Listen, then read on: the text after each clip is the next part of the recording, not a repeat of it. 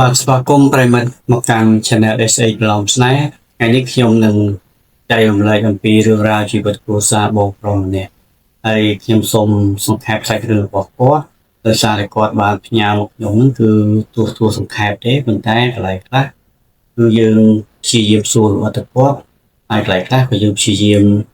ថាកាត់យល់ន័យរបស់គាត់អ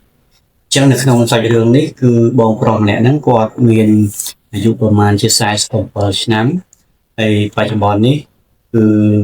គាត់ហៅថាមានប្រពន្ធមួយទៀតគឺជាប្រពន្ធក្រោយរបស់គាត់បាទហើយបានខ្ញុំនិយាយថាប្រពន្ធក្រោយអញ្ចឹងដោយសារតែប្រពន្ធទី1របស់គាត់នោះគឺបានស្លាប់ដោយសារតែគ្រោះធម្មជាតិហើយខ្ញុំសូមបកក្រោយបន្តិចពាក់ព័ន្ធទៅនឹងគ្រួសាររបស់បងប្រុសម្នាក់ហ្នឹងពីដំបូងឡើយគាត់មានប្រពន្ធដំបូងហ្នឹងគឺគាត់មានកូនចំនួន3នាក់គេថាស្រី2ប្រុស1ហើយគាត់ថាកំឡុងឆ្នាំ2018វាថាប្រពន្ធរបស់គាត់ទី1ហ្នឹងគឺបានស្លាប់ដោយសារតែគ្រោះធម្មជាតិហើយដល់ពេលដែលប្រពន្ធរបស់គាត់នឹងស្លាប់ទៅមានន័យថារាល់ការចំណាយក្នុងគ្រួសាររាល់ការគ្រប់គ្រងការចាត់ចែងការអប់រំគ្រូមានទានបណ្ដៅកូនរបស់គាត់ហ្នឹងគឺត្រូវធ្លាក់មកលើគាត់ហើយការហ្នឹងគាត់បាននិយាយថាគាត់វ័យគាត់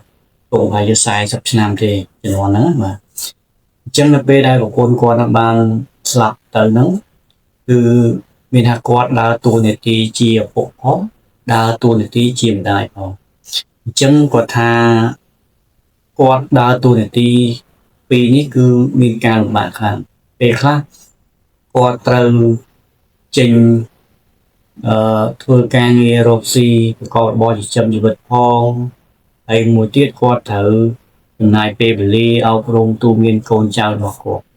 អញ្ចឹងខ្ញុំងាកមកមុខរបររបស់បងប្រុសនឹងវិញគាត់បានប្រាប់ថានៅពេលដែលខែរដូវធ្វើស្រែចម្ការហ្នឹងគឺគាត់ធ្វើស្រែចម្ការទៅបាទហើយនៅពេលរដូវបុណ្យទានកាយគឺគាត់ធ្វើអាចារ្យទៅអញ្ចឹងមានថាគាត់មានមុខរបរបន្តបន្សល់ទាត់គឺអាចារ្យនេះគឺគាត់អាចារ្យកាន់រាជការទៀតបាទតែអាចារ្យបុណ្យហ្នឹងក៏គាត់ធ្វើដែរប៉ុន្តែគាត់ថាកាលណាអាចារ្យរាជការគឺបុណ្យខ្មោចបុណ្យអីហ្នឹងគឺគាត់ក៏ធ្វើអាចារ្យទេប៉ុន្តែបើសិនជាករណីបុណ្យ7ថ្ងៃ100ថ្ងៃឬក៏បុណ្យខួបបុណ្យដាលាននេះផ្សេងៗគឺគាត់ធ្វើដែរបាទប៉ុន្តែមុខរបរគាត់អាចារ្យពិតប្រាកដគឺអាចារ្យការទេអញ្ចឹងគាត់ថានៅពេលដែលអស់ពីប្រពន្ធគាត់ទៅគឺគាត់ព្យាយាមហៅថាអត់តន់គិតគូរប្រពន្ធថ្មីឬក៏ប្រពន្ធក្រោយទេពីព្រោះគាត់ថាការហ្នឹងកូនគាត់ទើបតែអាយុបាន15ឆ្នាំឬក៏16ឆ្នាំហើយវាកំពុងតែពេញរៀនហើយអញ្ចឹងការហ្នឹងគាត់ក៏បានខិតខំប្រឹងប្រែងធ្វើចការផងធ្វើស្រែផងបាទហើយនឹងមុខរបរអាចារ្យផងដើម្បីបានប្រាស់គង់ជីវភាពគ្រួសារឲ្យកូនគាត់រៀនកូនគាត់អីហ្នឹងតែគាត់ថាជំនាន់ហ្នឹងគាត់អត់ទាន់ល្បីទេបាទអាចារ្យក្នុងស្រុកក្នុងភូមិគឺធម្មតាទេហ្នឹងបងប្រុសនិយាយប៉ុន្តែគាត់ថាធ្លាក់មកដល់ឆ្នាំ2021ហ្នឹងគឺហៅថាគាត់ជាមុខរបរអាចារ្យគាត់គឺកកហ្នឹងបងមានថាអ្នកស្រុកអ្នកភូមិអ្នកចិត្តឆ្ងាយភូមិផងបងតែមួយនៅក្នុងស្រុកហ្នឹងគឺតែងតែពឹងពាក់គាត់រកមើលពលាការកូនឬក៏ជ្រើសរើសគាត់ជាអាចារ្យសម្រាប់ដឹកនាំចាត់ចែងពិធីមង្គលការកូនចៅពួកគាត់នៅក្នុងស្រុកក្នុងភូមិហ្នឹងដោយសារអីបានជាអ្នកស្រុកអ្នកភូមិពេញចិត្តស្រឡាញ់រាប់អានគាត់ដោយសារគាត់គឺសម្ដីបានបាទវោហារសាស្ត្រគឺក្បោះក្បាយហើយនិយាយជើងកាយគឺល្អិតហើយមានន័យថាការបញ្ចេញបញ្ចូលរបស់គាត់គឺត្រឹមត្រូវស្របទៅតាមក្បួនច្បាប់ក្បួនខ្នាតបាទទៅតាមប្រពៃណីទំនៀមទម្លាប់ខ្មែរយើងនិយាយទៅអញ្ចឹងធ្វើឲ្យមុខរបររបស់គាត់ហ្នឹងកំឡុងឆ្នាំ2020 21គឺចាប់ដើរកាក់កបមែនទែនបាទហើយ មានថាគាត់មួយថ្ងៃគឺរវល់មិនថាខែការខែបុណ្យគាត់រវល់ខ្លាំងហើយទោះបីជាមិនខែការខែបុណ្យក៏គាត់រវល់ម្ដងម្កាលដែរមានថាគេអញ្ជើញគាត់ទៅរៀបចំពិធីឡើងសូត្រមន្តឡើងផ្ទះឬក៏រៀបចំកិច្ចការអីជាប់ពាក្យឬក៏ហៅថាអញ្ជើញគាត់ដើម្បីដឹកនាំរៀបចំលើករាសីអីផ្សេងបាទអញ្ចឹងនៅពេលដែលគាត់ហៅថាឡើងកោតជាអាចារ្យអញ្ចឹងបងប្អូនគាត់ហ្នឹងសាច់គាត់ហ្នឹងគាត់បានប្រាប់ថាចុះខ្លួនឯងមិនរកប្រពន្ធអីមួយទៀតទៅសម្រាប់ទុកមើលថែគ្នានៅពេលចាស់បាទហ្នឹងទី1ទី2រកប្រពន្ធទៅដើម្បីនេះជួយមើលថែអាសាទ្រព្យបាត់ផ្ទះសម្បែងឬក៏ជួយមើលការខុសត្រូវកូនចៅករណីបងឯងនៅផ្ទះឬក៏បងឯងត្រូវមានការងាររវល់ទៅខាងក្រៅអញ្ចឹងណាបាទអញ្ចឹងគេថាបងប្អូនប្រព័ន្ធហ្នឹងគឺតែតែសួរនាំជំរុញឲ្យគាត់ហ្នឹងគឺយកប្រពន្ធមួយទៀតដោយសារប្រពន្ធរបស់គាត់ហ្នឹងបានស្លាប់ហើយជា3-4ឆ្នាំហើយបងប្អូនសាច់ញាតិហ្នឹងគឺមិនចង់ឲ្យគាត់នៅតែឯង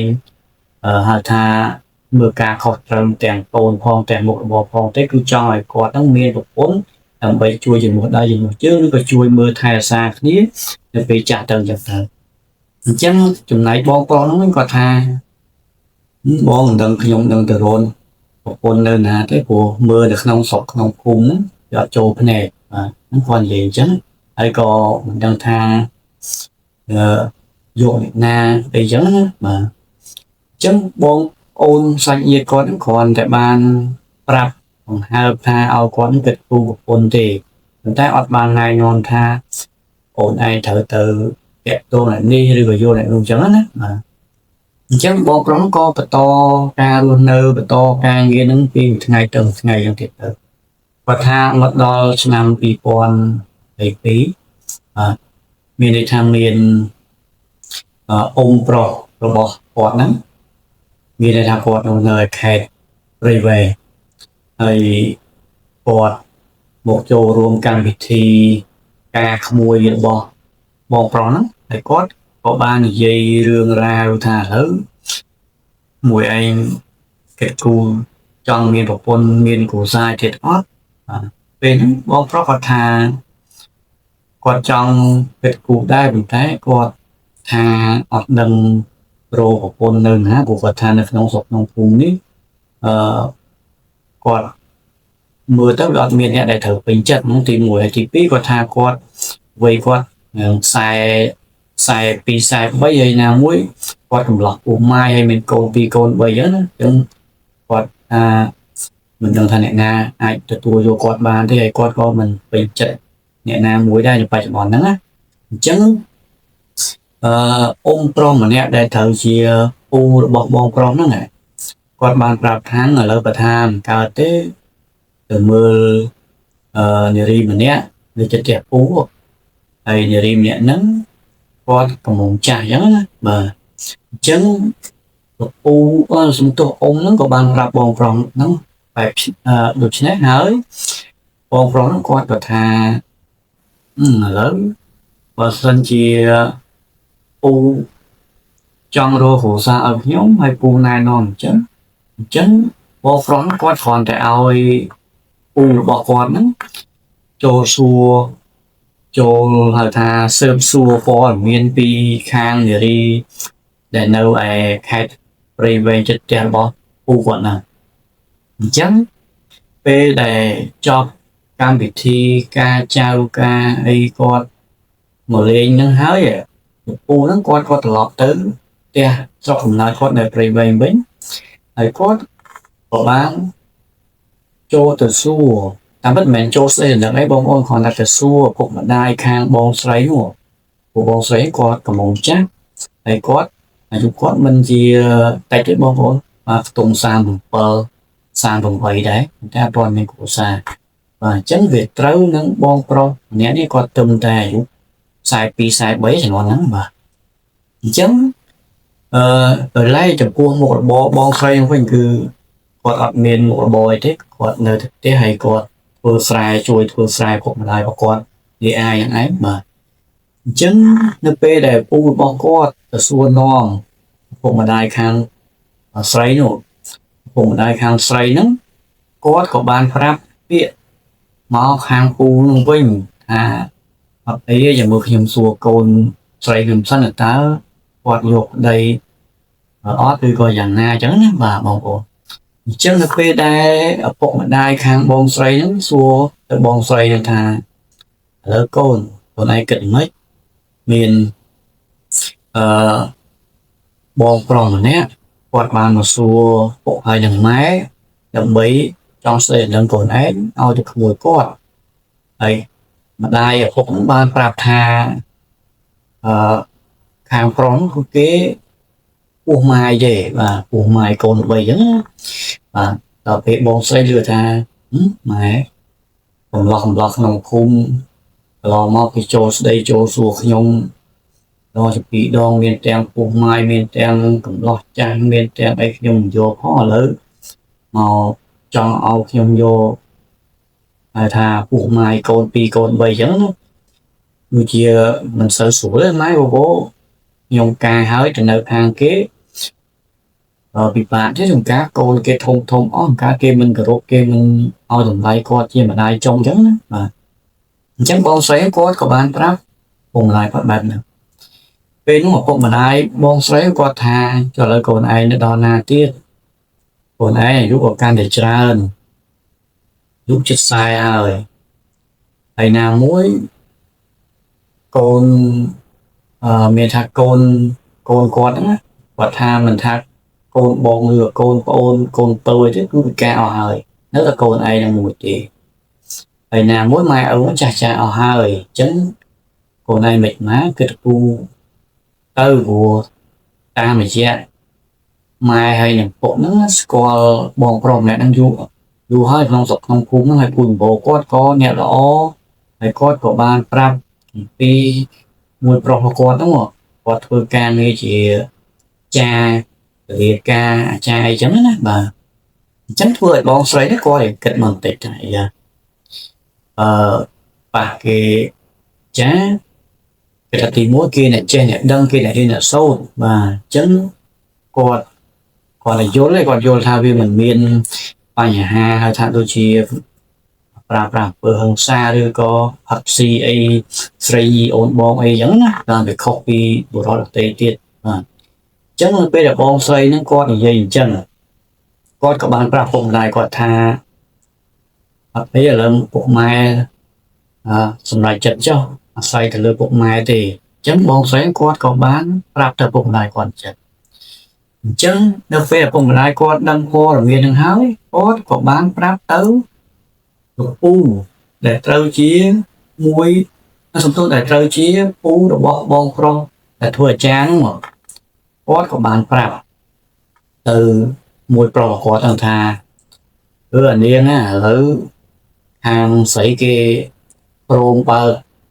យអូនឯងហ្នឹងមកចូលសួរស្ដីដឹងតាមប្រពៃណីតាមផ្លូវច្បាប់ពីដូនតាហើយឥឡូវមួយឯងគិតមិនបាទអញ្ចឹងពេលហ្នឹងគឺខាងបងប្រុសគាត់ក៏ថាគាត់អត់ថាអីទេឥឡូវបើសិនជាពូមើលឃើញពីប្រវត្តិសាវតាគេថាល្អហើយខ្ញុំវានៅឆ្ងាយអញ្ចឹងខ្ញុំមិនបាច់ទៅមើលពូជពងវងតកូលគេអីវែងឆ្ងាយទេបើពូថាល្អគឺល្អហើយអញ្ចឹងគាត់ក៏បានដាក់ថ្ងៃដាក់ខែនាំបងប្អូននាំឪពុកម្ដាយរបស់គាត់ចូលសួរចូលស្ដីដណ្ដឹងបងស្រីនេះទៅតាមប្រពៃណីទៅអញ្ចឹងនៅពេលដែលស្ដីដណ្ដឹងតាមប្រពៃណីភ្ជាប់ពាក្យរួចហើយក៏បានកំណត់ថ្ងៃការឥឡូវខែឬអីទៀតហ្នឹងគឺចាប់ដើមចាត់ចែងពិធីមង្គលការតែម្ដងទៅដោយសារគាត់ក៏មិនចង់អូសបន្លាយពេលយូរដែរដោយសារតែគាត់នៅឆ្ងាយហើយមិនងាយធ្វើដំណើរមកទេអញ្ចឹងដាក់ពាក្យដើម្បីភ្ជាប់មង្គលការឬក៏រៀបចំកិច្ចការដែលត្រូវរៀបចំទៅអញ្ចឹងចំពោះបងប្រុសណែវិញនៅពេលដែលភ្ជាប់ពាក្យហើយបាទមិត្តភ័ក្តិរបស់គាត់ ឬក៏អីហ្នឹងតែសួរថាចុះឥឡូវហើយទៅយកប្រពន្ធនៅណាអីនេះទៀតឥឡូវហ្នឹងបាទបងប្រុសម្នាក់ហ្នឹងគាត់ក៏បានប្រាប់តែមិត្តភក្តិគាត់ថាសារនេះទៅយកប្រពន្ធនៅស្រុកឆ្ងាយបាទប្រពន្ធនៅស្រុកឆ្ងាយនៅស្រុកដល់ណាមិត្តភក្តិក៏សួរអញ្ចឹងណាពេលហ្នឹងបងប្រុសគាត់ថានោះនៅខេត្តព្រៃវែងហើយមិត្តភក្តិគាត់ក៏សួរទៀតដែរចុះឥឡូវមិនគេប្រមុំឬក៏គេម៉ែពេលនោះបងប្រុសគាត់ថាគាត់និយាយអួតខ្លួនគាត់ថាសាច់ជាប៉ុនយ៉ាងដែរទៅយកពុនម៉ាយមិនប្រពន្ធប្រមុំហើយប្រមុំចាស់បាទហើយពេលហ្នឹងគាត់និយាយប្រាប់មិត្តភក្តិគាត់បែបនេះសោយថាតាមពិតទៅយកម៉ាយទៅអីម៉ាយគេធ្លាប់ដឹងសុកទុកដឹងក្តៅរាក់ដឹងត្រជាក់អីចឹងណាបាទធ្លាប់ដឹងរឿងចំណុចសក់ស្រួលតែគាត់ថានេះទៅយកប្រមុំចាស់ហ្នឹងគឺដូចជួយគ្នាឲ្យដឹងអំពីចំណុចចំណុកសក់ស្រួលថាភាពជាប្តីប្រពន្ធអីចឹងណាបាទហ្នឹងគាត់និយាយបែបរីសតចឹងហើយមិត្តភក្តិគាត់ថាថ្ងៃគ្រាន់បើចឹងបានយកប្រពន្ធមុំចាស់មុំអីចឹងណាបាទអញ្ចឹងវាថា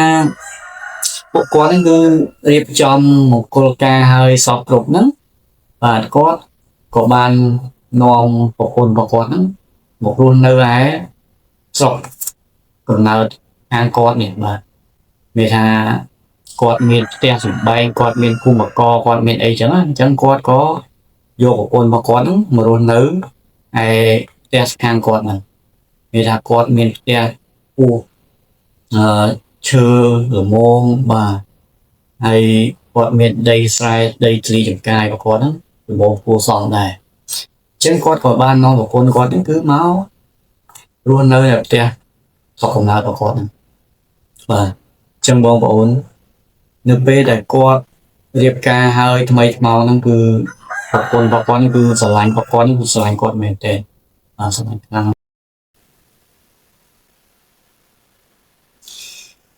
បាទអញ្ចឹងនៅពេលដែលគាត់យកប្រពន្ធគាត់នឹងនៅខាងស្រុកកំណើតរបស់គាត់ហើយហ្នឹងគាត់គឺហៅថាធម្មតាជីវិតប្តីប្រពន្ធដំបូងបាទគឺស្រឡាញ់គ្នាផ្អែមល្ហែមណាបាទអញ្ចឹងបងស្រីហ្នឹងគាត់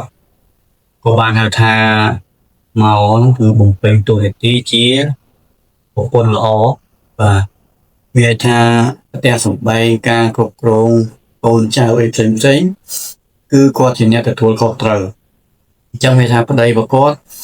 គឺគាត់ចេញធ្វើការងារធ្វើស្រែចម្ការអីធម្មតាទៅហើយប្រពន្ធរបស់គាត់នៅផ្ទះជួយមើលកូនចៅរបស់គាត់កូនប្រពន្ធមុនហ្នឹងបាទ